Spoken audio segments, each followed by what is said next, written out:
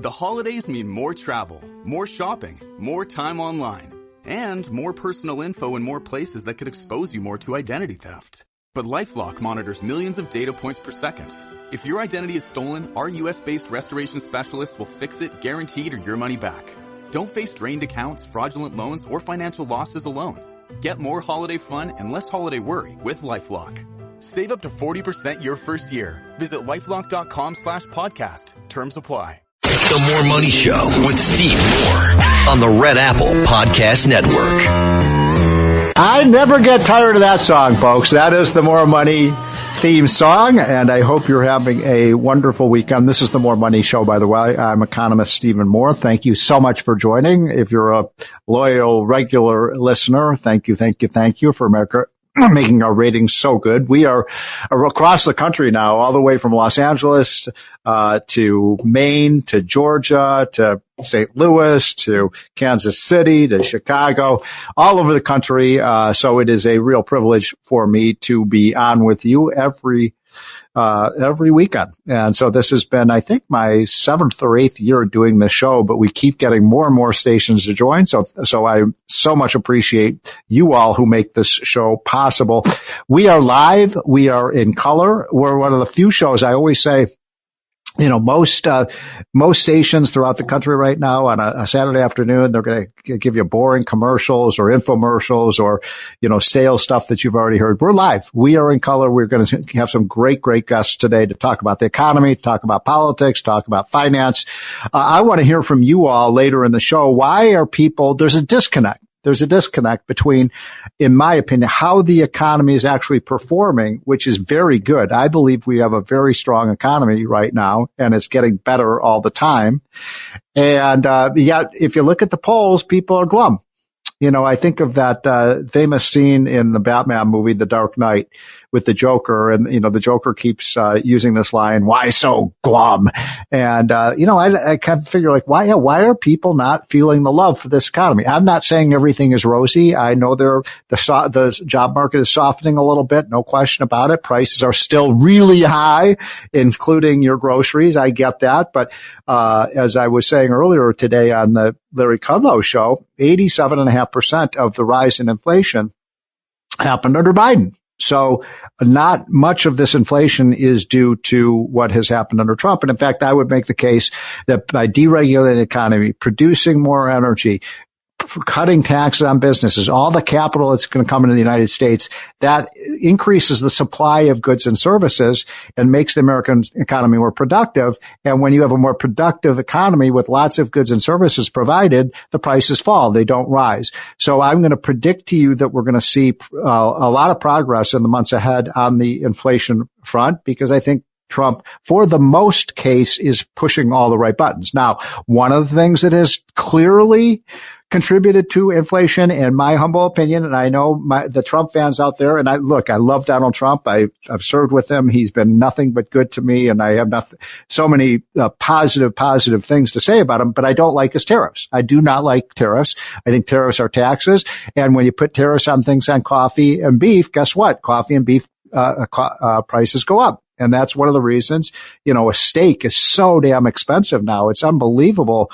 You know, we bought 2 New York strip steaks the other day. It was like $35, $40 for 2 steaks. I couldn't believe it. So I get that. I get that people are angry about the prices, but remember that happened because we had $5 trillion of overspending mostly under Biden. And by the way, Trump is no saint when it comes to the budget. I mean, he likes to spend money too, but nothing like what we saw under Biden.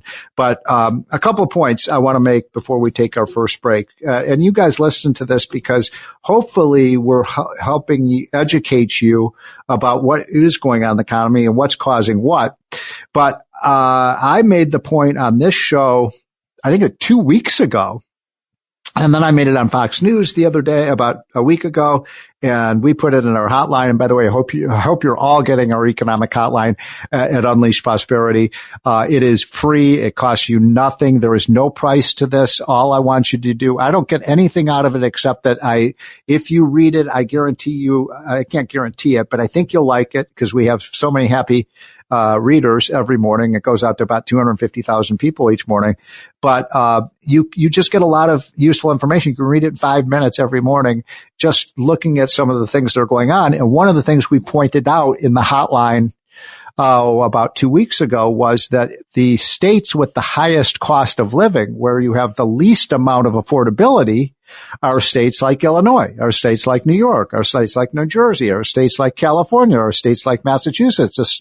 All the liberal states, Rhode Island, have a high cost of living, whereas the states that have the low cost of living tend to be the states out in the South, states that don't have high income taxes, don't have all these government interventions in the economy. So what I'm telling you is big government causes inflation. We've got to connect those dots. We have Democrats who come in, they institute, not always just Democrats, sometimes Republicans too. So you've got politicians, I'll just say politicians, and you can decide for yourselves whether this is more descriptive of the Republicans and the Democrats. Politicians come in, they love to spend and borrow money. And when they do that, they depress the economy, they reduce output, and what happens to prices? They go up. And so if you're concerned about the cost of living, get out of blue states. Get out of blue states and go to red states, and your cost of living and your cost of living will go down and your affordability will go up. And the reason I mention this, by the way, is because, the new mayor of New York City, Zoran, is, by the way, I thought he was very charming with Trump the other day. And I thought that was a good performance by him and the president. I'm glad that they're talking. But listen, every single policy Zoran is talking about will make things more expensive, not less. If you put in more rent control, if you put in, all of these, things like, you can't close down a grocery store. We're going to have the government run the grocery stores. If you go soft on crime, crime is like a tax. It raises the price of everything that you buy because you've got a kind of risk element because of the high crime in the city. So in other words, if you're concerned about affordability, you don't move to socialism. Somebody show me where socialism has worked. They tried the idea of government-owned grocery stores in Russia, of course, during the height of the evil empire, and people waited in line for an hour to get in the doors, and then they would go, across the aisles, and they wouldn't see much merchandise on the aisles. That's what happens when you have, so in other words, everything was really inexpensive. It's just you couldn't buy it because it didn't exist. That is why you should be very, very nervous about Zoran's, agenda, just like we should be worried about what's going on in Chicago, what's going on in Seattle, what's going on in Los Angeles, what's going on in Minneapolis. This is a constant theme, folks, of the More Money Show. Progressives, and I'm using that in quotes, progressives contaminate and destroy everything they touch.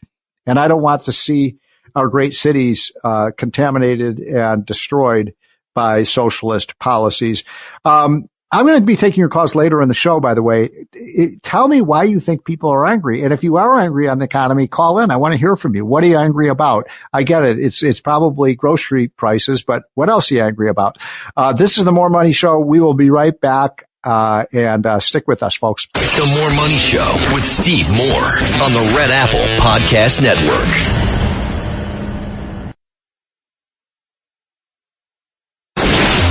The More Money Show with Steve Moore. Entertaining and informative on the Red Apple Podcast Network.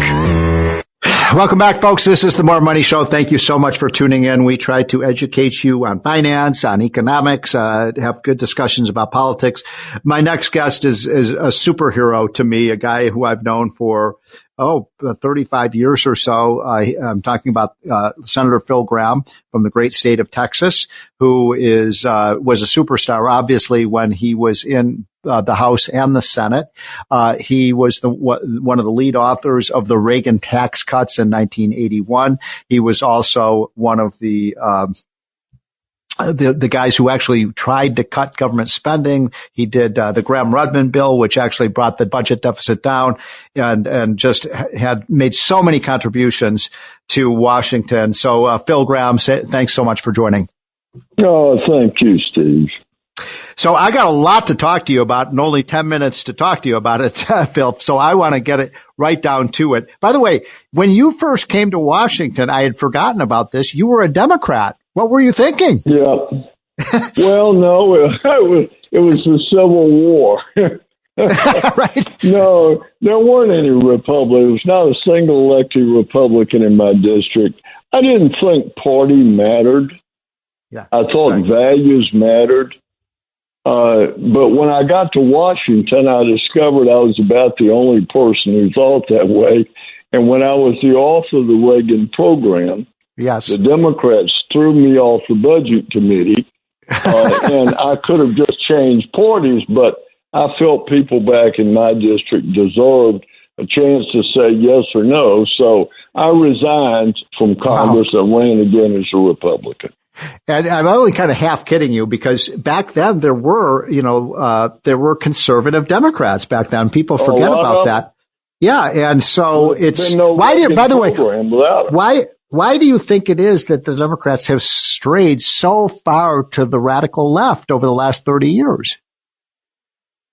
Well, I don't know, to tell you the truth. I think our biggest problem politically is that the two parties now are so far apart. Right. It's hard to find any constructive center. Right. It's true. And I don't think it hardly exists at all today. Although I thought it was interesting that Donald Trump, who's a pretty strong conservative, and Zohran Mamdani got together at the White House yesterday. That was an interesting press conference. But I agree with you. I mean, when I first came to Washington, I worked very closely with a lot of Democrats, the Sam Nunns of the world and even the Dick Gephardts of the world. And there were a lot of them who, and you, by the way, were involved in the Reagan tax cut in 1986, Senator. And you may recall that bill to cut the highest income tax rate to 28%, that passed, I think, like 97-3 in the Senate. I don't think I've ever remembered anything passing 97-3. Well, it was in many ways a bipartisan effort to strip out all the special interest deductions and lower rates. And it was probably the most efficient tax reform we've ever had in America. I agree. I wish we could go back to it. Me too. Okay, so let's get to your book because I love this book. I know it's going to win a lot of awards that just came out not long ago by Phil Gramm and Don Boudreaux at George Mason University. And it's The Triumph of Economic Freedom. And it's the subtitle, it's The Triumph of Economic Freedom, and the subtitle is Debunking the Seven Great Myths of American Capitalism. We've got 7 minutes to debunk 7 myths, Senator. So let's start with the first couple of them. Well, first of all, the book really addresses the fact that when you find Americans that have very different views about the role of government in a free society, right? If you probe, you will find that they have very different interpretations of 5 important historic periods in American history: the Industrial Revolution, progressive era regulation, what caused the Depression, different views about trade in the post-war period, very different views about what caused the financial crisis, and then the 2 contemporary issues of poverty and inequality. Right. So when they say he who writes history determines the future, they determine the future by sort of grinding the lens through which we see the world. Right. And what the book does simply is it takes the 5 historic periods and the 2 current issues, and it states the undisputed facts, and then it states what we call the myth. And normally that myth quotes the best-selling high school history book, the best-selling college history book, and a slew of experts and factual presentations in presenting the myth. Right. And then we set about with logic and facts. So let's go through. Let's go. Okay. So like what, just give me 2 or 3 of some of the most important myths. Okay. Yeah. The Industrial Revolution. If you read American history or British history, right, almost all the writing about the Industrial Revolution is about how terrible it was. It was ridiculous. If you go to the National Portrait Gallery in Washington, D.C., and you go into the room with the portraits of all the industrial giants, right. There's an economic journalist picture in there, Henry George, and he gives the following assessment of the Industrial Revolution. In the Industrial Revolution, the rich got richer, the poor grew helpless, and the middle class were blown away. And yet, in the Industrial Revolution in America, working people never saw their well-being grow faster and improve more in any period where people have ever breathed a breath of life on this planet. So how did this happen? Same thing in Britain. Yes. Yes. And what happened is that economic growth, in this case, the Industrial Revolution, is a wave of creative destruction. The creation is the new world we live in, and the world that changed dramatically for the better in America in 30 years, in Britain in 60 years. But the destruction is it destroyed the old feudal system. It destroyed the old cottage industries, and it meant dramatic change. And those were the people who controlled the parliament, controlled Congress, and who wrote the history of the period. And this is so important, Steve, because we're getting ready to replay this history with AI. We're going to have you know what? I was just thinking about that. I was just thinking about AI and listening to you describe this situation. By the way, Senator, we got to take a quick break. Can I hold you over for one more segment? Oh, yeah, sure you can. Yeah. Okay. This is Steve Moore. Phil Gramm, one of the great senators, one of the great free marketeers of all time, is explaining us the economy. We should be paying him tuition. We'll be right back with my discussion with the great Senator Phil. The More Money Show with Steve Moore on the Red Apple Podcast Network. The More Money Show with Steve Moore. Entertaining and informative on the Red Apple Podcast Network. We are back, folks, with the great Senator Phil Gramm of Texas, who served, I don't know, how long were you? I think the senator was in Congress about 25 years. Roughly. 25 years. You did your time, Senator.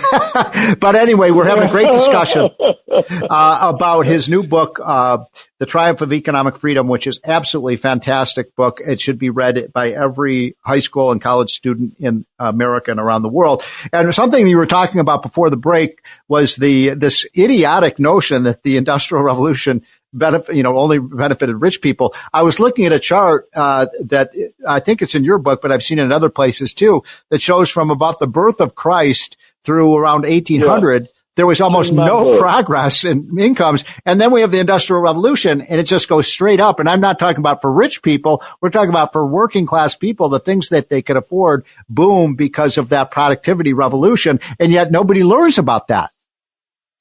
Well, for 1,000 years, people lived pretty much like their grandparents. Right. And then first in Britain, and then in America, and then Western Europe, and all over the world, the Industrial Revolution caused per capita income to explode. And what is miraculous about it is the process has never ended. The growth has never stopped. Right. And yet we have all these people saying that AI, by making the system more efficient, is going to destroy jobs. We've got Senator Sanders who's proposing to tax the result of AI with robots because they're going to put people out of work.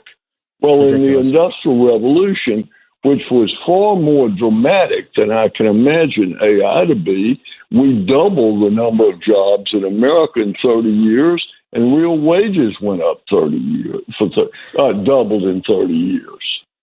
Well, that's exactly right. I mean, you're precisely right about that. It's something most people don't get to. I wanted to ask you another myth that you talk a little bit about, and it's something near and dear to my heart in terms of the misinformation that is the idea of the robber barons. And you've heard this many times, that the people like Henry Ford and Rockefeller and all the people who built this country were Carnegie and J.P. Morgan. The history book says they're villains.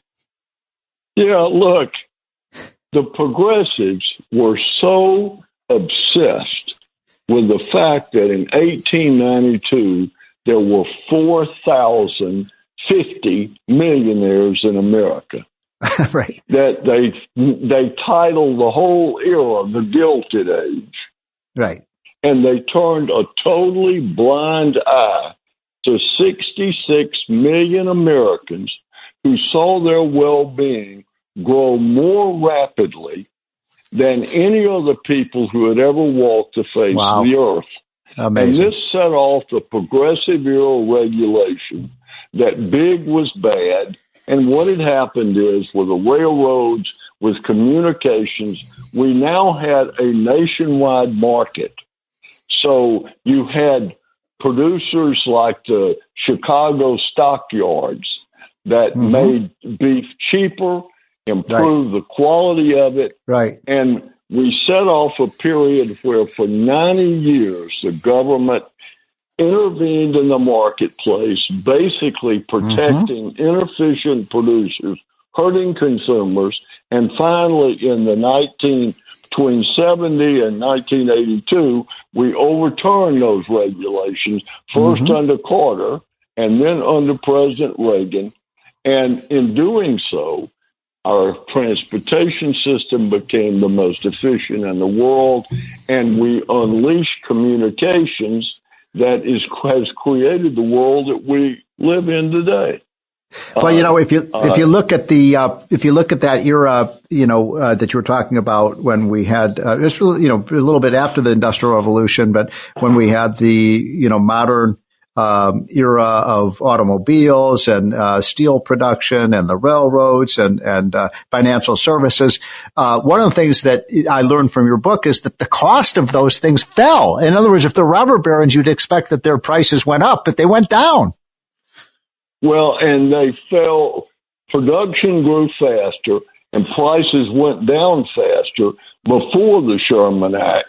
20 years before, right? It did 20 years after the Sherman Act. Yeah, by the way, I think the Sherman Act was one of the worst bills we ever passed. That's exactly right. It produced monopolies, and we got rid of it. And now, the first Biden tried to bring it back, and we actually had debate in the Senate about regulating companies based on what they might do that's anti-competitive. Exactly. An incipiency standard where if you might do something wrong, we're going to regulate you. Yeah. So we only have 2 minutes left, and I want to ask you one question on the way out. It's something that so many of my listeners ask me week after week after week. Why is it that we have young people today in the year 2025 who think socialism is the route to prosperity? I think part of it is their education. Yes. That they don't get the facts straight. Part of it is it seems so easy to say, let government fix it. Right. And markets work and they benefit everybody, but they're hard for people to understand. Boy, is that true. And I think somebody comes along and says, I'm going to deal with the affordability problem. Well, how are you going to do it? Well, I'm going to put in price controls. Well, on rents. Well, what that's going to do is you're going to get no housing. I know, exactly. Right. And you're going to let government open grocery stores, which will drive out private providers. Right. And when somebody's working in a government grocery store, how efficient or pleasant do you think they're going to be? And how vigilant are they going to be about shoplifting? The whole thing's going to be a disaster, but maybe you have to, every generation or so, you have to do stupid things so people get hit upside the head with a 2x4 and learn something. Yeah, I hope that's not true. Over and over and over. but it's going to be painful for people. And, New York is our most important city, and I hate to see it go down the drain. It's the cradle of American capitalism. There you go. So, Senator, we've got to take our break. I appreciate so much your coming on your show. I'd love to have you on again in the future because you educate our audience. That is the great Senator Phil Gramm. The book is The Triumph of Economic Freedom. Everyone should get that book. I was just looking on Kindle. You can get it for $14. That's a pretty good bargain. Thank you again, Senator. So I want to switch gears for a moment. And do we have my friend Darrell Issa on yet? Okay, we're getting Darrell Issa, who is a member of Congress. He is another one of my heroes. Usually congressmen and senators are not my heroes, but these guys have been fantastic. Yeah, by the way, while I'm waiting for Darrell Issa to come on, I really mean this. I don't usually recommend books on this show, but get it for your kids. The Triumph of Economic Freedom. It's an easy read. It talks about the mythologies of how a modern economy work, and it is, very readable. The evidence is crystal clear. And when I see people like Mamdani being elected, when I see what's happening in Seattle, where you've got this 40-year-old woman who's been elected mayor, she's never had a job. She's never started a business. She knows nothing. All she's done is go to school. And now she's going to run one of the most important cities in America.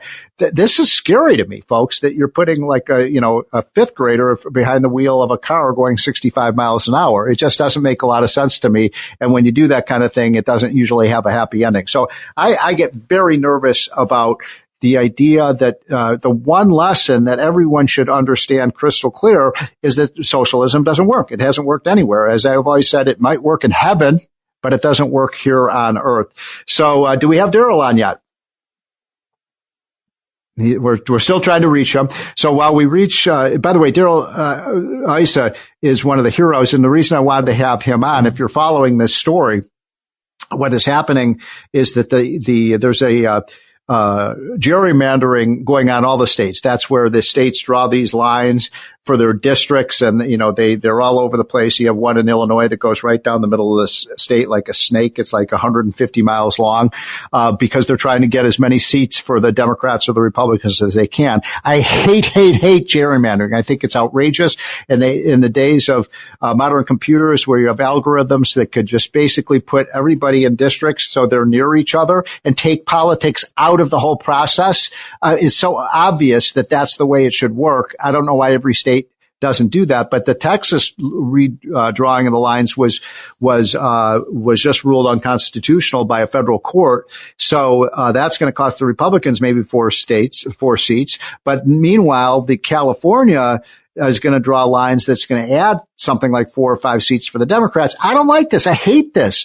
Just you put people in the same district where they live by, and put them in the same county. If I'm in the same county as you are, then we're going to be in the same congressional district. I do not want politicians to choose the voters. I want the voters to choose the politicians, right? And so the system is out of whack. And one of the things that Darrell Issa, who's a hero in Congress, they want to redistrict him right out of his seat, because you've got California, which is such a left-wing state that's trying to get it. If they had their way, there would be no Republicans. They could probably draw the lines in a way that there would be no Republicans. Darrell, are you there? I am, and hey, I intend to still be there in spite of my governor's efforts. Yeah. So you're running for re-election. You've been a superstar in Congress. You ran was it the financial, which committee was? Which committee was it? I did oversight. And you did amazing stuff on all the waste and fraud that happened under Obama. By the way, you and I worked together to try to defeat Obamacare. And now we have Obamacare, and we're finding, it doesn't seem so affordable to me. Does it seem affordable to you?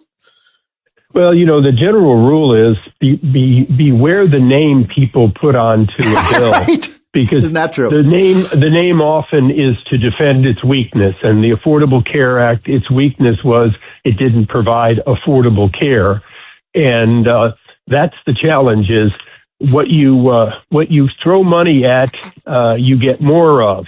In this case, you get more insurance companies, you get more expensive health care.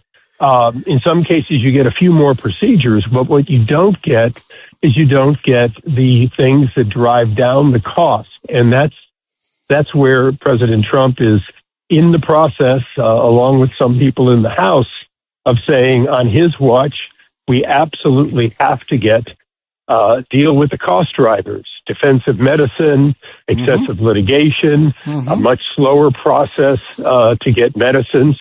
Yes. America normally gets its prescription, its new patented medicines. We normally get them about 2 to 3 to 4 even years after they're on sale in Europe. That's ridiculous. Hold on. Stop, because this has me bubbling angry.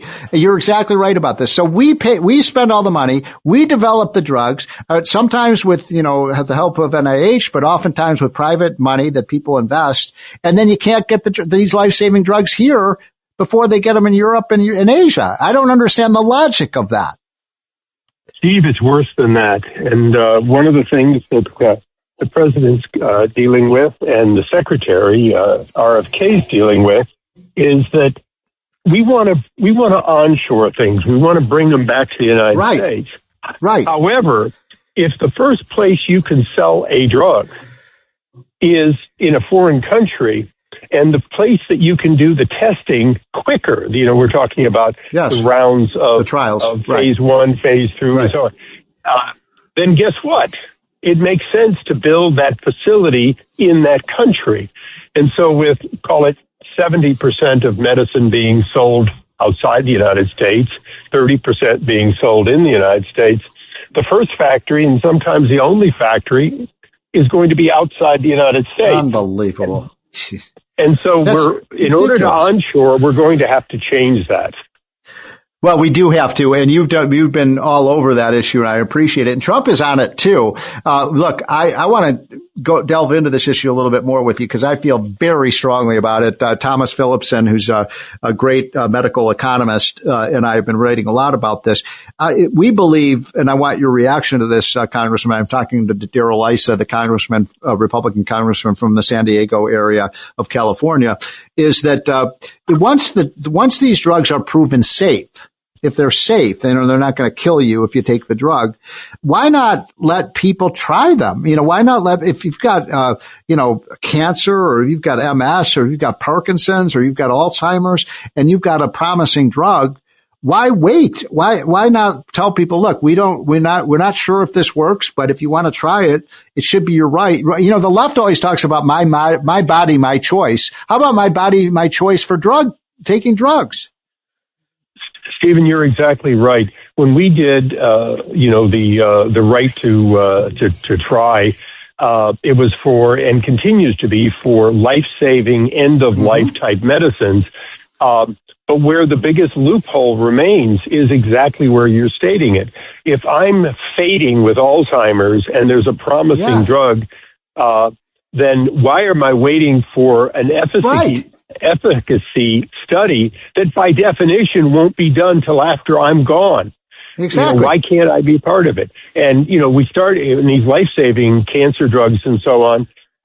The case for it was the people that were part of the trials lived, and the people that were in that period between the trials and the product become available died. And so we recognized it there, but we've got to recognize it with all of these drugs. And this is where our double standard, our standard of trying to prove this efficacy, and really meaning that I can prove that I'm X amount better than the previous one in some way. And I'm playing all these games to do that.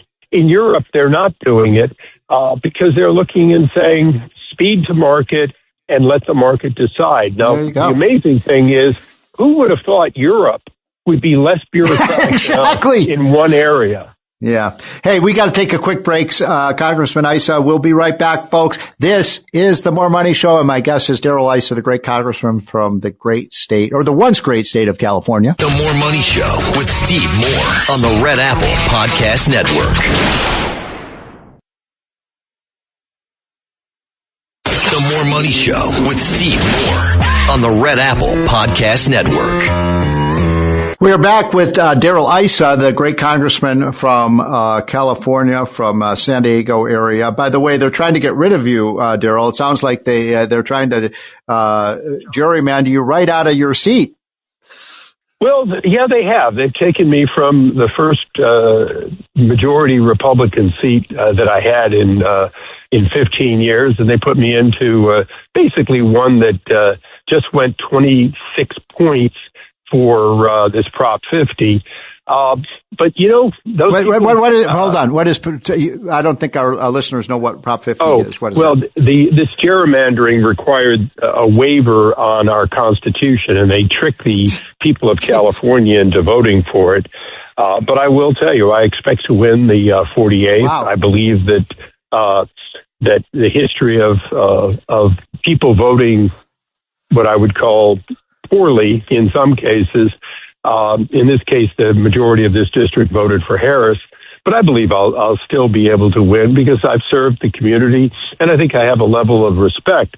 Having said that, that's not what the governor wanted. This was clearly drawn to take me out, and we'll see what happens. He drew basically 10 districts, 5 that we had recently held, and 5 that we currently held, and he made them all either impossible or so difficult that he expects to win. So they could pick up. And then he went around the country bragging about it.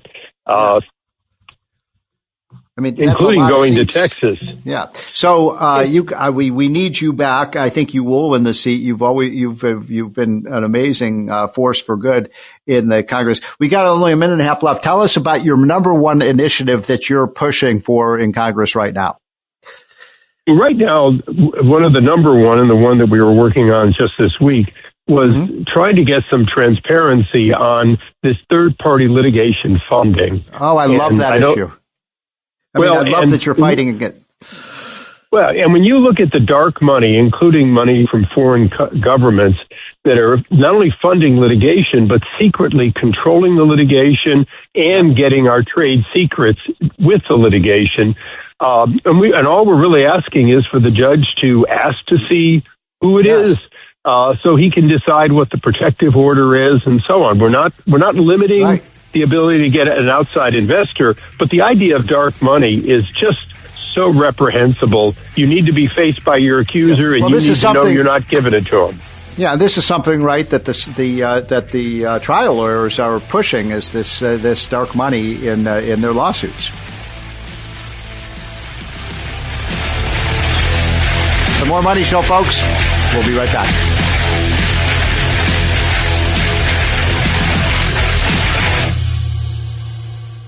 The More Money Show with Steve Moore on the Red Apple Podcast Network.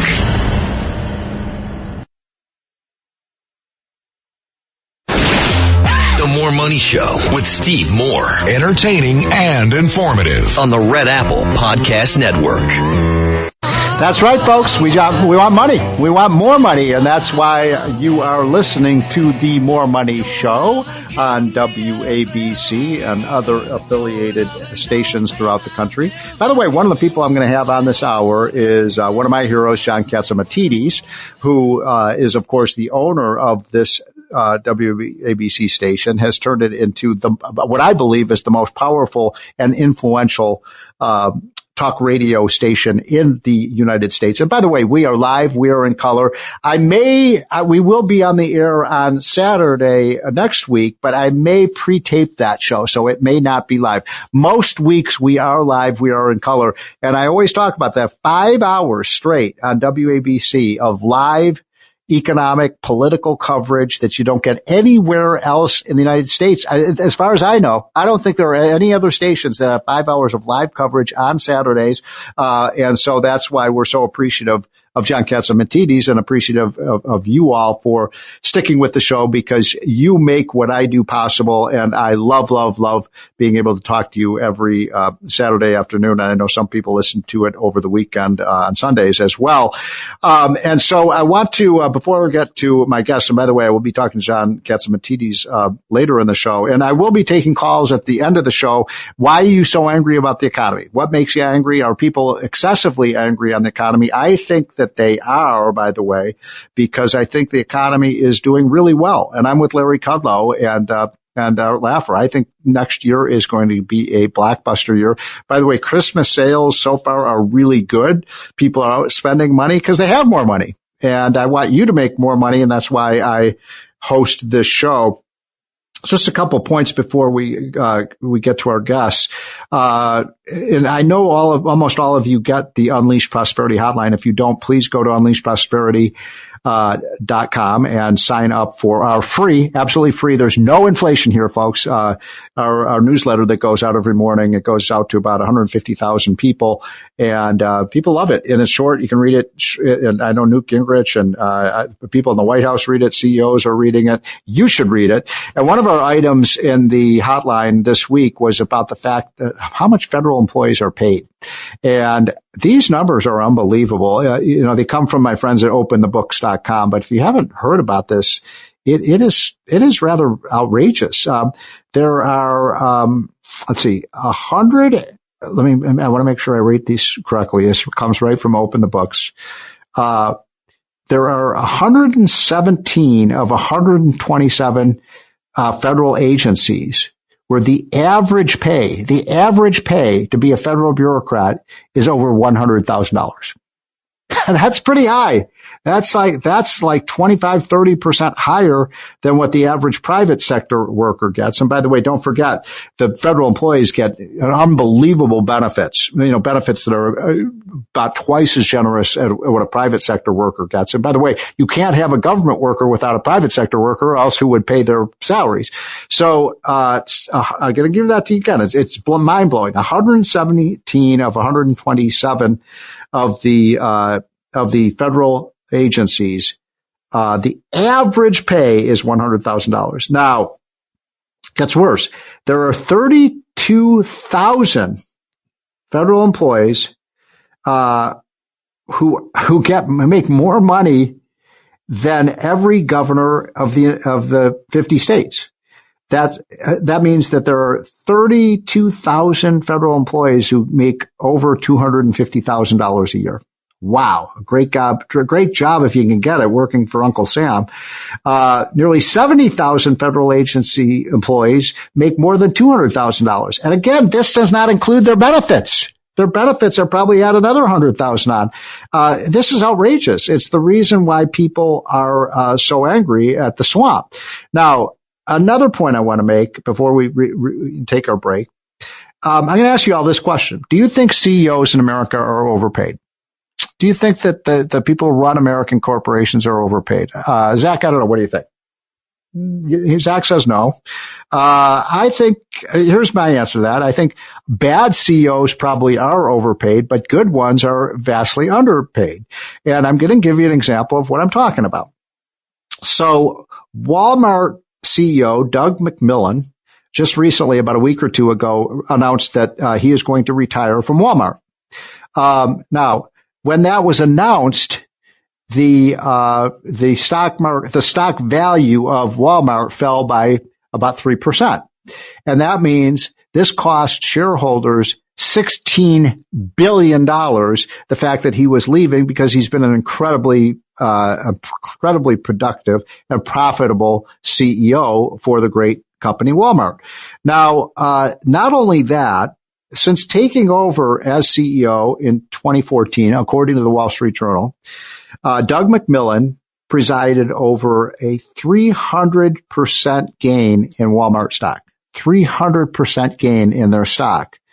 My back of the envelope calculation is that 300% gain in Walmart stock meant that shareholders all over the country had $150 billion more in their 401 accounts, the retirement accounts, and other accounts that they hold their stock in. $150 billion. That's a lot of money. Even in this day and age, $150 billion is a huge gain to the shareholders. Now, here's the thing. McMillon's salary was $30 million. $30 million a year. That's a big salary. I'd love to make $30 million a year. I don't think too many people listen to the show make that. So no question, that puts him in the top 0.01% of salary. But my point is he's paid $30 million a year, but his value to the overall economy and to the people who invested in that company and the people who would work for the company is over $150 billion.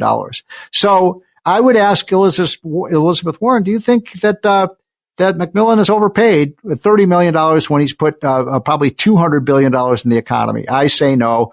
I wonder what you think about that one. So, this is the way it is with almost all the CEOs, not all of them. And as I said, I do believe some CEOs are overpaid. Now, the other interesting one, and we only have a minute or two left before we take our break, is the situation with Elon Musk. Elon Musk, according to the Wall Street Journal, could be, are you ready for this? Is everybody sitting down? Because this is a amazing statistic. He could be the world. Did you know this, Zach? He's going to be the first trillionaire. I did not. So that's an amazing thing.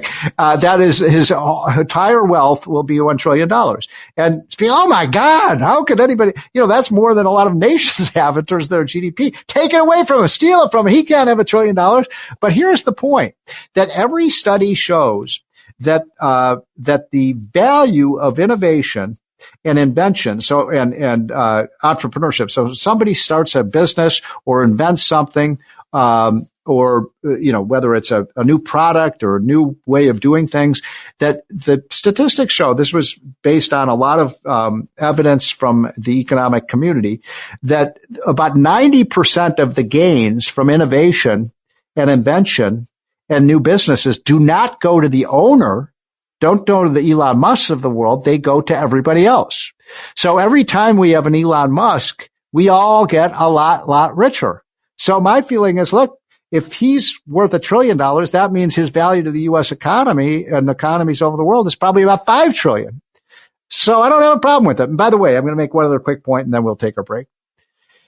Everybody says, take it away. Take 50% of the way, then give that away and we'll reduce our budget deficit. We'll give it to the government so we can feed the poor and all this. Wait a minute. Wait. I think Elon Musk makes a great point. And he said this a few months ago and I could not agree more. If you had to decide how to spend $1 trillion, who do you think could spend that money more wisely and effectively to benefit mankind? Do you think it's the U.S. government or do you think it's Elon Musk? Elon. You're going to go with Elon? I'm going to go with Elon. I wonder what you think, because I think he's an amazing, and I don't always agree with Elon Musk. I think he's kind of a strange guy, but boy, does this guy have the golden touch. Okay, folks, we're going to be right back. This is the More Money Show, and thank you for carving some time out of your Saturday afternoon to listen. The More Money Show with Steve Moore on the Red Apple Podcast Network.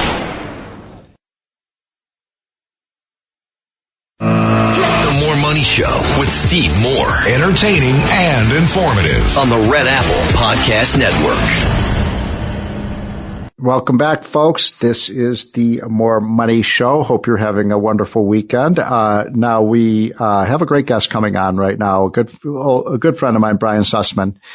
He is the author of a great book that just recently came out. Since we're doing books, the reason we're doing books right now is because it's Christmas season now. Starting, on Friday is Black Friday and everybody's going to be buying stuff. So here's a great book. We talked earlier about the Phil Gramm book, The Triumph of Economic Freedom. This is a book on what's called Climate Cult. That's the title of the book, Climate Cult, and the subtitle is Exposing and Defeating Their War on Life, Liberty, and Property. Brian, boy, is that true. Thanks so much for joining. Steve, it's great to be with you. All those years I had my radio show in San Francisco, and you were a guest, and you are always our favorite guest. So it's great that to was be so on your fun. Show.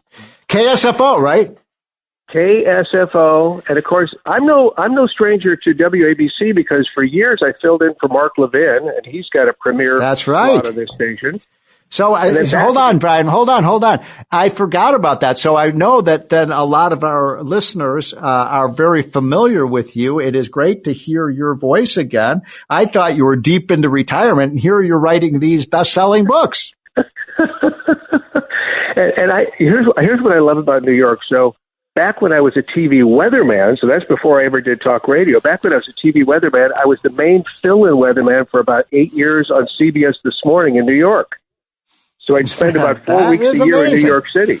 Yeah. And there's something else about you, I think, that a lot of our listeners don't know, that you're the lead singer of a rock and roll band. It's true. And I know your love for rock music and especially classic music, so we hold that in common. And it is true, by the way. I am in a band to this day. You know, Brian, a couple of weeks ago, I don't know if you remember, do you remember the group BTO? Yes, of course. So it turns out Randy Bachman is one of us. He's a free market conservative. And so, he is still doing concerts. He's, I think 76 years old. So and I went to his concert. He gave me front row seats to his concert that he had in DC. And his son, is a great guy too. And anyway, it was a fantastic concert because you know him. He's taking care of business. He's taking care of business. Hey, you were just mentioning Elon Musk. Yes. And I talk about this in the book Climate Call. Yeah. And yes. Here's my take. It's everyone has a right to their own electric vehicle or vehicle of any kind. It's your choice. Whatever you want to do is fine with me. We have a hybrid, by the way. And well, hybrids hybrids make a lot of sense, quite frankly. They do. Yeah. They really make a lot of sense. And of course, I know how you are when it comes to getting the biggest bang out of a buck. So it doesn't surprise me you're driving a hybrid. Yep. But here's the deal. Whatever you drive, I hope you enjoy your purchase. But in 2023, Tesla finally revealed its supply chain emissions for the prior year. It was 30.7 million tons of carbon dioxide. Now, that number probably doesn't mean a lot to most people, but I can tell you this, electric cars are much more emissions intensive to manufacture than gas vehicles or diesel vehicles. And the big reason is mining and refining and manufacturing the raw materials needed to make the batteries. So here's the deal. Yeah. So an entire Tesla chassis is a battery. It's made of thousands and thousands of small batteries, and manufacturing your average sedan with an internal combustion engine, it requires 6 metric tons of carbon dioxide, but to do an electric vehicle, it's 10 million metric tons of carbon dioxide. That's a big difference. So in other words, about it being green. Yeah. So what you're saying is that people think they're doing the environment a great, service by buying an electric vehicle, but they may actually be emitting more pollutants into the air rather than less. Yeah, absolutely. So this is just, these are one of those little tricky things that people just need to see clearly. So that's, why, Brian, and you and I have talked about this over the years. How many years did I do your show? I think at least 15 years or so every Friday. Yeah. And I miss Fridays because I don't do that show with you anymore. But, one of the things that I think about and I want your reaction to this because you wrote the book on this. I think a lot of the climate stuff is just virtue signaling. Oh, without question. And it's not only virtue signaling, but it can get a little deeper when you come into contact with guys like Mondami. I'm going to quote something from the Communist Party USA website, and this tells you where these people are on this issue of the environment. This is right from the website. As long as property gives one person the right to control and subordinate another, real freedom is not possible. So we say freedom requires abolishing class differences altogether. No more wage workers, no more shareholders, just people working in a society based on collective democrat control of resources. Then you drill down further, and so much of the Communist or the Democrat Socialist Party of America's agenda has to do with controlling the environment. Right. And yet those things that they want to do to improve the environment, in many cases, not only will they make us poorer, they will actually do more harm to the environment than benefit. So tell me about 2 or 3 of the hoaxes in the climate change movement. You mentioned one of them. So what are some of the others? Well, I think that the temperature record is probably the most glaring because we're told that the temperature is rising uncontrollably. But let me just give you an example from New York City. So in 1835, New York City's population was a bit more than 200,000. We've been taking the temperature in New York City since 1835. It's one of the oldest temperature records in America. On record. Yep. Now, in the meantime, we've gone from 200,000 people to millions of people. And in Central Park, The warming since the 1800s has been 4 degrees Fahrenheit. That is a lot of warming, but it all has to do with an urban heat environment. You get the big buildings, you've got all the power, et cetera. Right. Okay, now let's go away 55 miles to the West Point Military Academy. The grounds have changed minimally since that same period of time. Right. And the difference is glaring. West Point has only warmed 55 miles away from New York City. New York City's warmed over 4 degrees. West Point has only warmed 1/2 of a degree since 1835.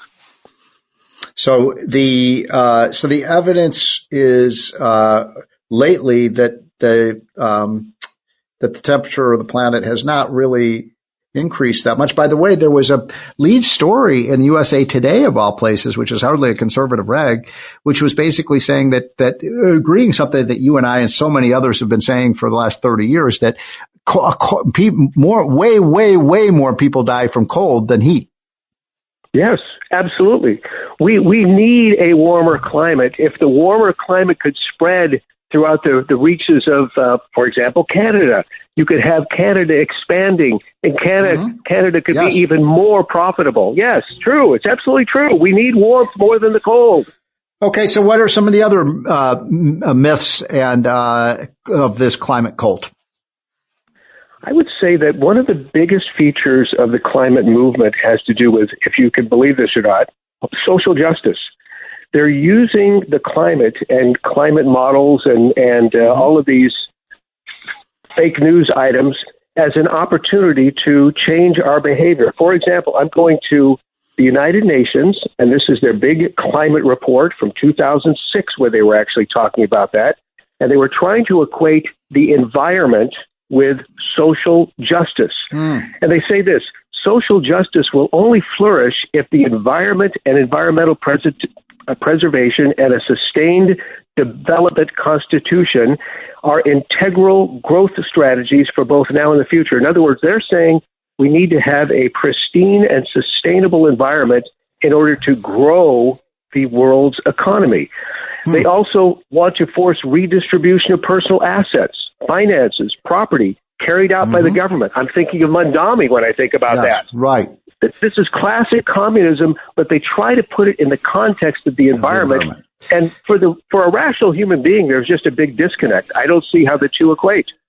So this is a very, very important point you're making, Brian, and it's just another example that great minds think alike, because, one of the points that I've been making over the last 20 years is that all of these climate restrictions on air conditioning, on, getting rid of jobs in coal mining and this and that, the victims, the people who pay the price for this is, are poor and middle income people. I don't think, that these rich people like Tom Steyer, who's going to run for governor of California, who's a billionaire, who's running around the country talking about climate change.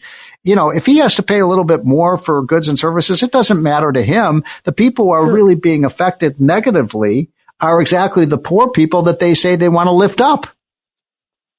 Yeah, you're exactly right. I mean, all you have to do is go back to Vladimir Lenin, 1918, his first year as party chairman, while people were literally starving to death in his country. He was writing policy papers. One was called Decree on Land, declaring all forests and waters and mineral property to be that of the state. He also wrote another paper called Decree on Forests. He wanted nobody to go into the forest to do any hunting, period. This guy was a radical environmentalist, and he's at the very heart of this movement of which we're speaking. Yeah. So we just got about a minute left, Brian, and we have to do this more often, come on the radio together as we used to. So what kind of let me just kind of ask you this on the way out. I think that the Brazilian climate change conference that had, I think, 60,000 people has come to an end. To his credit, Donald Trump didn't send any people at taxpayer expense to go to that. And by the way, to the extent I followed it at all they did was trash the United States. And hilariously, they kept talking about the real climate hero is China.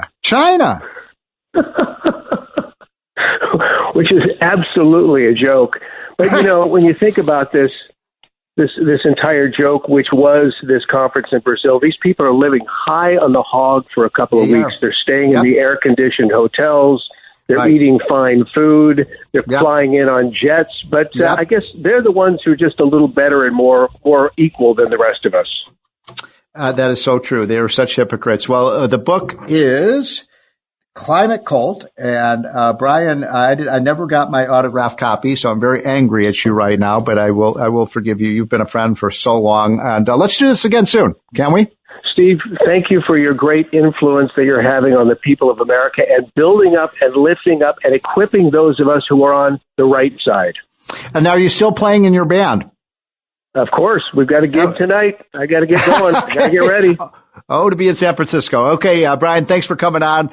Folks, this is the More Money Show. When we come back, we're going to have, as our guest, the great John Catsimatidis, and it's my turn to question him rather than him questioning me as he does on his Catsimatidis Roundtable, which I know you all listen to. This is the More Money Show. We're having a wonderful, happy Saturday afternoon on the Saturday before Thanksgiving, and we will be right back. The More Money Show with Steve Moore on the Red Apple Podcast Network. The More Money Show with Steve Moore on the Red Apple Podcast Network. Welcome back, folks. This is the More Money Show. Thank you so much again for carving out some of your Saturday afternoon to join us on WABC and other affiliated stations.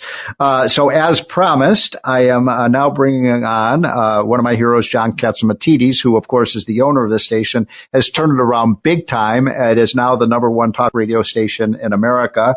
So, John, first of all, thank you so much for allowing me the privilege of being on the show. By the way, John, I need a raise. It's the end of the year. I need a raise, my friend. Well, so does everybody else. You're right. Okay. Well, I'm going to negotiate tough with you this year, John. But it's so great to be with you. Congratulations on the success of WABC. And I was telling people, I think we're the only station in America that has 5 straight hours of live programming on a Saturday afternoon. I don't think that exists anywhere else. Most of the other stations have boring, infomercials and so on. So congratulations to you on the success of the station.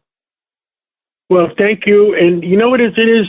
All of us, all our hosts, all our team, we all worked hard together because we have the message to deliver.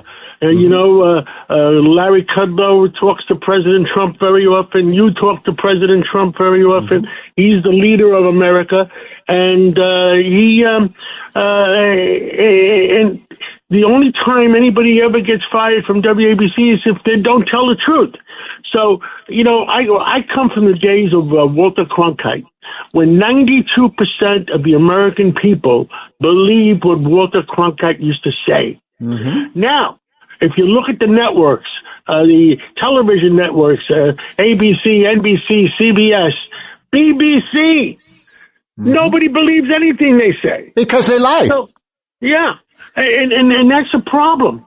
And when we had last week, we had a roundtable discussion with a lot of variety of people, and it must be on our website someplace. And I know Greg Kelly jumped up and said and criticized the media. We must have had 20 different media there, and said that you guys have not been the way you were 20 years ago or 10 years ago, where investigative reporters would go in and find out the truth. And that somehow, I don't know what happened. I think a lot of the media companies went to corporate America, where they had their own agendas, and and the fact checkers and the people that were there in corporate America that only cared about what the bottom line was versus getting the truth out and laying off the fact checkers.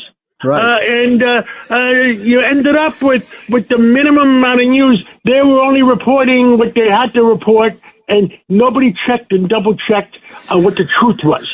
Well, the other thing that was a serious problem in America. Even the BBC.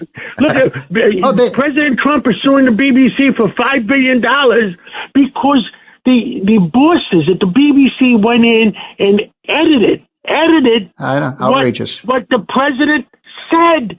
And they distorted what he said. They distorted it. They distorted it. And that's not the way America is supposed to be.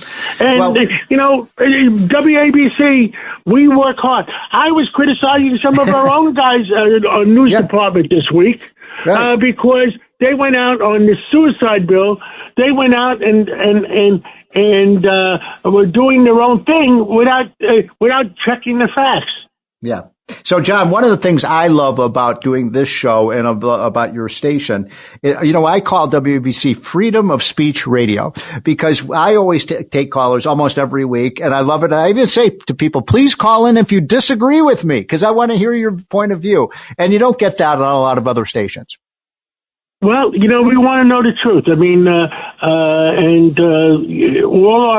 all our hosts have a free reign to do the right thing and tell the truth. So, John, one of the things I wanted to ask you about is, I always tell people I love, Saturday afternoons. I do WABC, and people say, "What are you doing talk radio for?" Nobody listens to talk radio anymore. What do you say to people like that? When I listen, they have to get with it, and the facts are the facts. And the big thing that we're fighting right now, some of those corporate guys, some of those corporate car companies, and I won't mention names right now. I won't mention General Motors. Put a lot of pressure to get rid of AM radio and FM radio. Outrageous. And there's going to be a fight in the next couple of weeks because the AM radio bill is coming up, and it was supposed to be AM, FM radio in every car because that was the way to protect America. Because if something happens to electric, to the grid, people could always go to the gas-powered AM radio, turn on the car, and turn on the AM radio and find out what's going on. By the way, FEMA just spent $4 million on WABC to make WABC, it's one of the FEMA stations. In case of emergency, WABC could reach almost 90 million people in the Northeast. Wow. And if the grid goes down, in your electric car, you know what you get? Nothing. Yeah, so this is a way of saving lives. And this is a way of saving lives. This is a way to keep America knowing what the truth is. And this, I don't want to be a conspiracy theorist. Why are they pushing that? And some of these car companies said, it can't be done. That is a lie. It could be done. The addition was a $13 complicit item that goes into the car to make sure AM radio operates as an AM radio. Absolutely. So, John, I have a bone to pick with you. What size? Because I saw you quoted in the New York Post, I think it was earlier this week, and you were sort of singing. I was in the Washington Post yesterday. Oh, okay. You're all over the media. And I don't know if you're talking about the same story I'm talking about, but in this story you were saying, it's going to be just fine with Zoran and we can work with this guy. And I'm worried you're going a little soft on me. I did not say that. I don't remember saying that. The fact is, I spoke to the president this morning at 5 o'clock in the morning. I guess we both get up at the same time. And look, I pray for whatever deal. I would not ask him for details. Whatever deal he makes with the new mayor-elect. The fact is we have to have New York City protected. New York City is the capitalist city of the world. Yes. And we cannot allow socialism to take place. And President Trump has the checkbook. And he would have to do whatever he has to do to make sure New York goes in the right direction. Don't forget, there's one thing I tell people that they don't realize. Between New York City and New York State, for 19 million people, the budget is $360 billion. Wow. Florida, 23,700,000 people. the budget is $120 billion. Where's the rest of the money going? Yeah, exactly. It's unbelievable that the states have about an equal population, but New York spends twice as much money on government. And there's, I was just in Florida. I guarantee you the services are probably better, not worse in Florida. So, here's my worry. You feel safer walking around. Yes, you do. Because if somebody commits a crime in Florida, they go directly to jail. Do not pass go. Do not collect $200. Mm-hmm. And one of the items that I when I spoke to President Trump that he has to watch out for in New York, if the new mayor elect, when he said that he's going to downgrade the NYPD. Well, if he downgrades the NYPD, and the mayor of New York also has the right to appoint the criminal justices. Now, could you imagine if you downgrade the NYPD and you put in criminal justices that let everybody out of jail, and you have a DA that doesn't put anybody in jail? What are we going to have? Downtown Chicago? Yeah. So, John, I've just got a couple minutes left with you. I'm talking about John Catsimatidis, who is the owner of this station, has turned WABC into the #1 talk radio station in these United States. I wanted to salute you and Margot Catsimatidis for the amazing, work you do to make New York a better place. And you were texting me this. I don't know if this was this morning, where you're passing out turkeys. The turkeys. Yes. What's going on? Tell us about that. We got together with the Police Athletic League, which I'm chairman now. Mr. Morgendorf from 1984. I was in training with him. Since then, Mr. Morgendorf worked for the Police Athletic League for 50 years before he passed away at 99 years old and 9 months. He didn't make the 100. And I was telling people in today's press conference, the police commissioner, Jessica Tisch, was there, and I was telling people that President Trump was a member of the Police Athletic League for, I thought, it was 20 years. And he was still a board member of the Police Athletic League when he became president in January 2017. And then he resigned afterwards because he was the president. And we used to take care of 40,000 kids because of Mr. Trump being there and Bob Morgenthau. And, when Bob Morgenthau called CEOs and said, we need help for the kids in the city of New York, they were glad they weren't getting indicted, and they'd give money like it's going out of style. So how many? And we took care of 40,000 kids. Right now we're taking care of between 20 and 25,000 kids. So is this turkeys you're passing out, or what are you doing? This was for turkey weekend. Wow. We passed out 5,000 turkeys. Wow. 5,000 turkeys. And turkeys are expensive 27 locations. 27 locations. Now, John, I'm looking at... Very important. You have to listen to this. The president said that Walmart said to them that Thanksgiving dinner is 25% cheaper this year. In New York. It is. Yes. Last year in New York, the turkeys cost New York City $1.23 a pound. Yeah. This year, in the last couple of weeks, it went to $1.79 a pound. Somebody's getting ripped off in New York. WABC investigative department is doing the research on it, and we will present it to the U.S. attorney. We'll present it to the district attorney.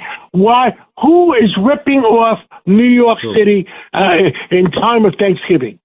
Well, I'm looking at these photos you sent to me this morning of these darling kids. I mean, these kids are so cute, and you're standing there with them, and Margot's there, and amazing. What you're doing is so important, and it's making New York City a better place. So I'm just want to say thank you. Whether you're a Democrat, whether you're a Republican, whether you're an independent, it's not these kids' fault.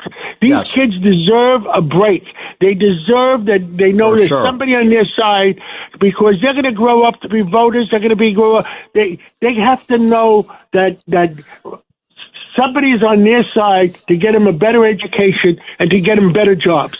I love it. Well, John, great to have you on the show. Happy Thanksgiving if I don't see you before then. And the next time we talk, we're going to be talking about that big raise I'm going to get for 2026. big. Just bring in more advertisers. We'll give you a piece of the action. Will do. With John Catsimatidis, thanks for what you do for New York and the country. Folks, when we come back, we will be taking your calls. This is live. We are in color. I want to hear, why do you think people are so angry? Why are they so glum on the economy when all the economic signals suggest that things are getting a lot better? That More Money hotline, when we come back, we have 2 open lines right now, 1-800-848-9222, 1-800-848-WABC. Call in. This is Freedom of Speech Radio. I want to hear from you. I think the economy is doing really well. I think Trump is pushing all the right buttons. But if you disagree with me, I want to hear from you. And if you agree with me, I want to hear from you too. I always say I'm not the best radio talk show host, but we have the best, smartest listeners. And so, please call in if you'd like to have your voice heard, 1-800-848-9222. And when we come back, we'll be taking all of your calls. The More Money Show with Steve Moore on the Red Apple Podcast Network.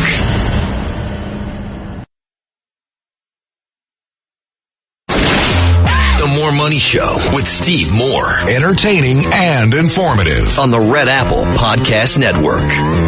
Welcome back, folks. This is the final segment of the More Money Show. Thank you so much for joining and making this show a success. Boy, that was fun having John Catsimatidis on. He is one of my heroes, and I'm gonna be a bargain really tough with him to get a big raise next year.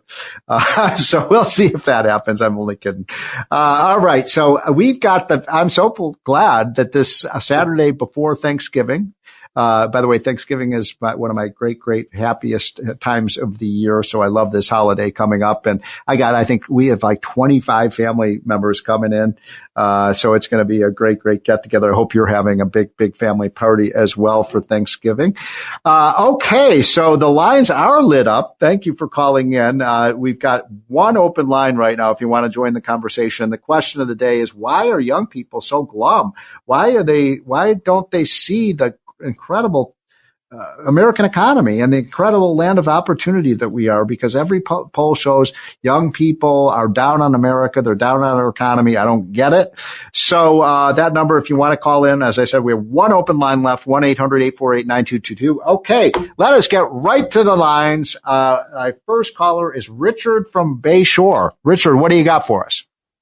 Well, a couple things. Just for fun, I was one of the inventory takers, and I was like 18 years old when John bought his first supermarket on Upper Broadway. And really? I think in 1973. Wow. Yeah, I was getting $2 an hour. So my thing to young people is, hey, how did I advance myself? I showed up. You know, I combed my hair, I brushed my teeth, I made myself presentable. Yep. And from there, I became a middle-class person, you know. Amazing. So, that's a great story. Yeah. So what do you do now, Richard? Oh, I'm retired. I'm pushing 72. So I think John might have been maybe a year older. He might have been 19 or 20 when he bought this first store. You know. So was this your first job working for him? Yes, it was my first job. Yeah. That's amazing. You know, I saw, Richard, that thanks for calling. I always tell people everybody remembers their first job, and it's one of the most important jobs you'll ever have is your first job. My first job was working at a warehouse outside of Chicago. And back then the minimum wage was $2.10 an hour. So I was happy to get it. I was happy to have a job, and you learn so much from that first job. And this is something I say week after week on this show, especially for parents, because I know we don't have a whole lot of young people listen to the show. We have some, but for parents, most of your parents of young people, get your kids a job as soon as you can. The younger that a person starts working, the more successful they are in their life. I know you've heard me say that 100 times, but it's absolutely true.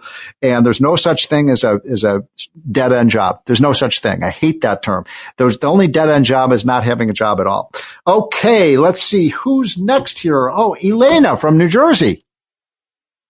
Good afternoon. Thank you for taking my call. Well, thank you for calling. It is a privilege to share the airwaves with yourself, Mr. Moore, and Mr. John Catsimatidis. What a day. Anyhow, you raised a question. Why are young people glum? Why are they confused? Why are they? It's a great country. It's a great time to be alive. You're right.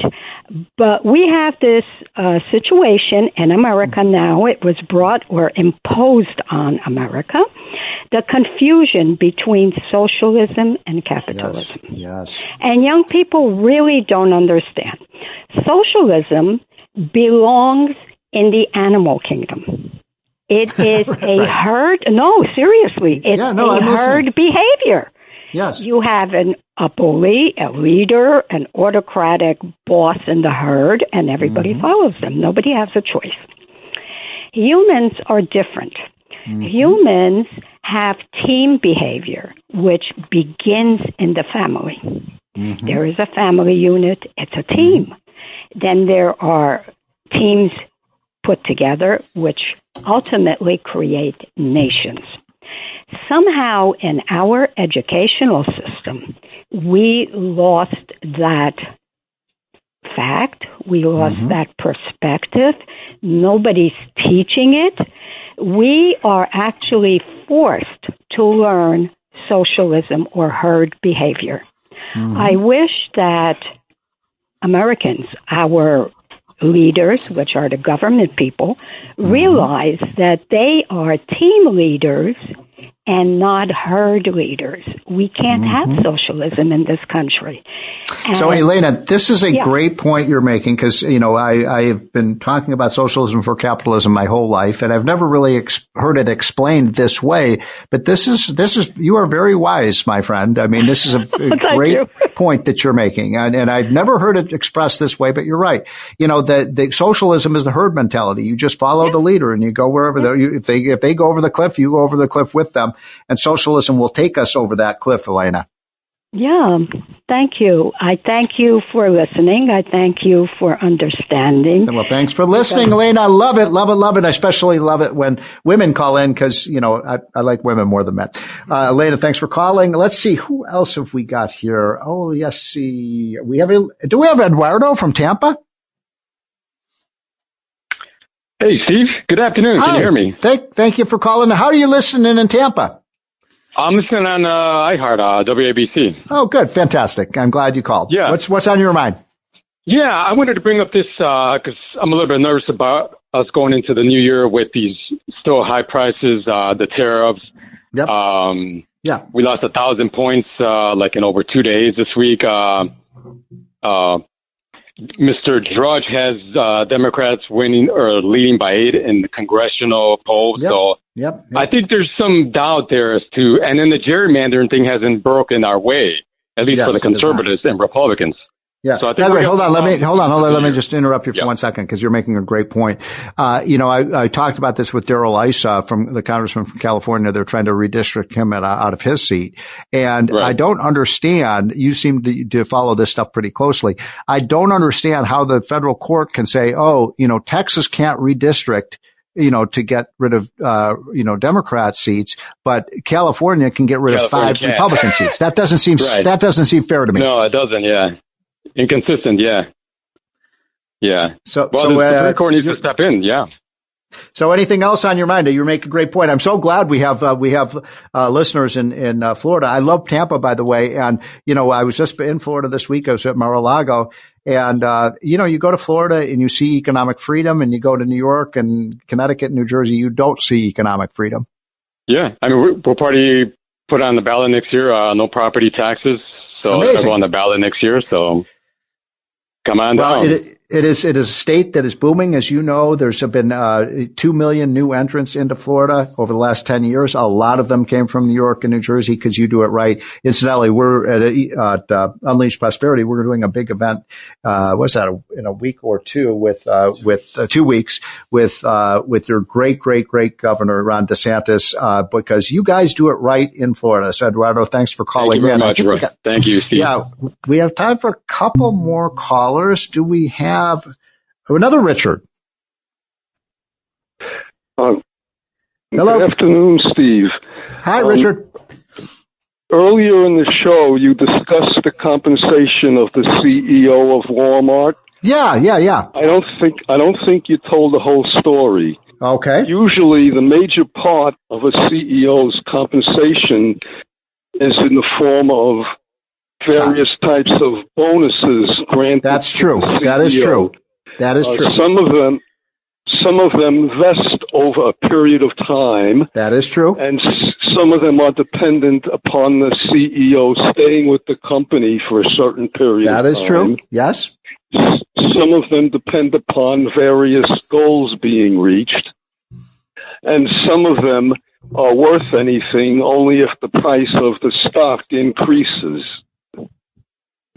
So that figure that you gave of average compensation of $30 million a year was probably with all of those stuff taken into account.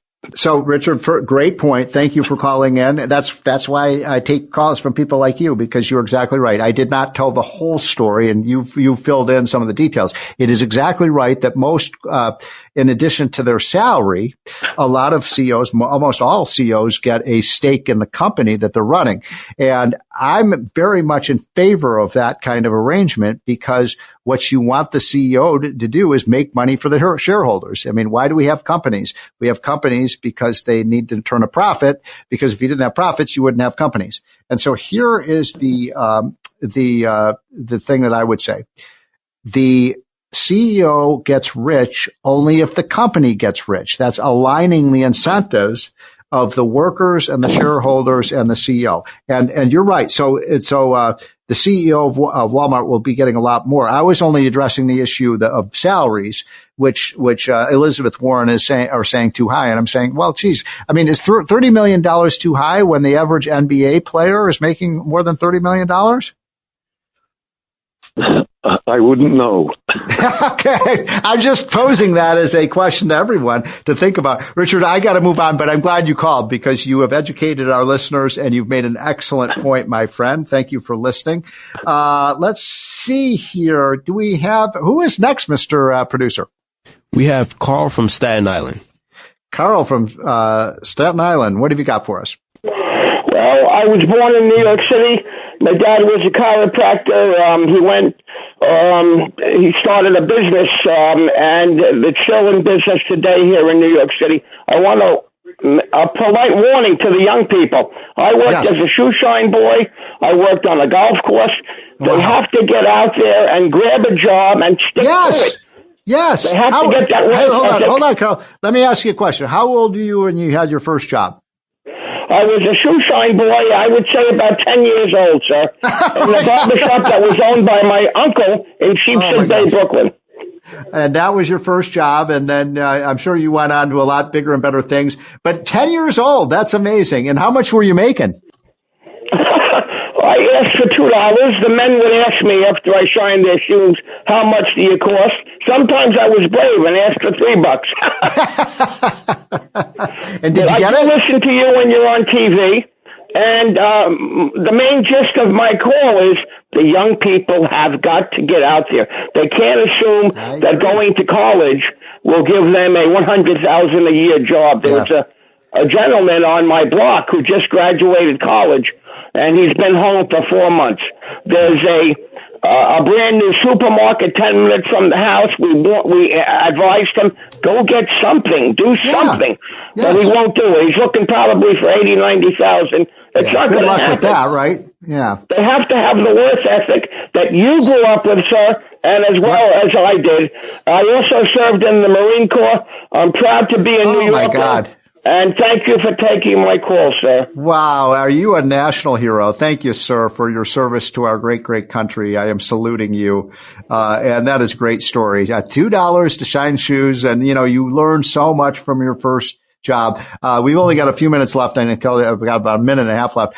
Quick story. When I graduated from high school, one of my friends, Gary, I'm not going to mention his last name, but he decided he was not going to go to college. He was one of the few that didn't, because I went to a college prep school and preparation school. And, we used to laugh at him and say, Gary, well, you're going to be working for us because and he started a little business, doing roofing. for homes. And now his business is worth $100 million. He's richer than any of us who did go to college. I'm not saying, hey, look, college is great for many people. It's not great for everyone.